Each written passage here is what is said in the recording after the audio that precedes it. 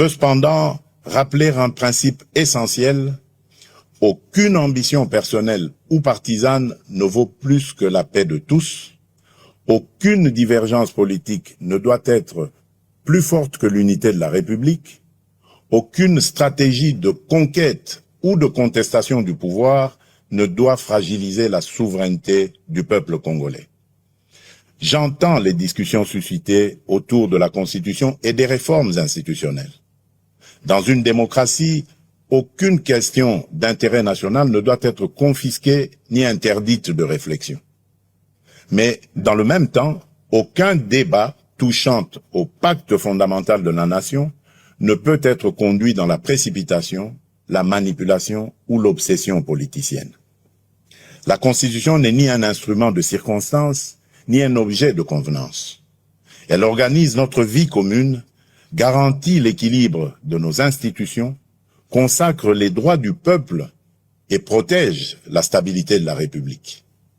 En débattre exige donc sérénité, rigueur, transparence et sens élevé de l'intérêt général. Ma responsabilité comme chef de l'État et garant de la nation est de veiller à ce que les débats engageant l'avenir du pays se tiennent dans le respect de la Constitution, de l'État de droit, des institutions et de la souveraineté populaire. Elle est aussi d'écouter, d'apaiser, de clarifier et, lorsque cela s'impose, de rechercher les voies d'un consensus national responsable.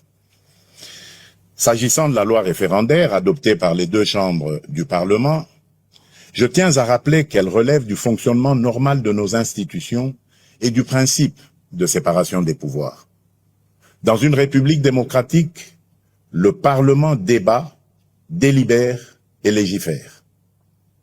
Le président de la République, garant du bon fonctionnement des institutions, exerce les prérogatives que lui confère la Constitution. Les juridictions compétentes, quant à elles, veillent au respect de l'ordre constitutionnel et de l'état de droit.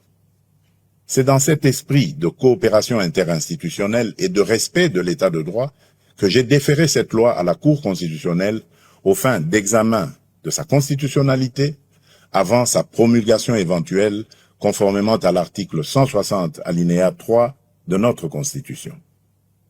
Cette démarche procède d'une conviction républicaine profonde.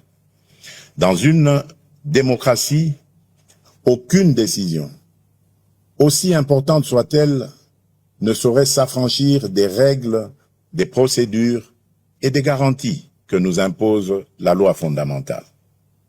La République ne ferme pas la porte à aucun de ses enfants d'ailleurs, dès lors qu'ils choisissent la voie de la paix, du dialogue, du respect des institutions et de la loyauté envers la nation.